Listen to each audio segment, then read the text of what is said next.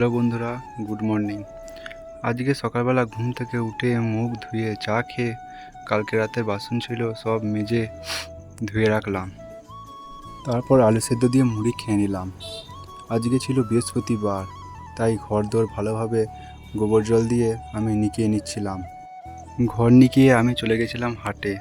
আজকে হাট করে এনে তারপর রান্না চাপাতে একটু দেরি হয়ে গেছিলো।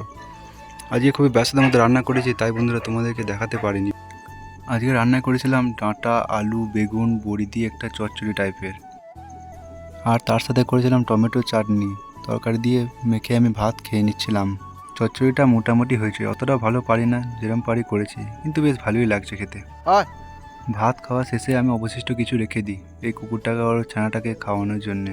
তারপর বন্ধুরা দুপুরে সব কাজ শেষ করে আমরা বিকেলের দিকে চান টান করে আমি একটা বন্ধু একটু বাজারের দিকে বেরিয়েছিলাম। ওর সঙ্গে গল্প করতে করতে একটু ঘুরছিলাম, বেশ ভালোই লাগছিলো। এমনিতে তো বাড়ি থেকে বেরোনো হয় না। বন্ধুরা, ভিডিওটা ভালো লাগলে অবশ্যই একটি লাইক করবেন এবং চ্যানেলটিকে সাবস্ক্রাইব করে দেবেন।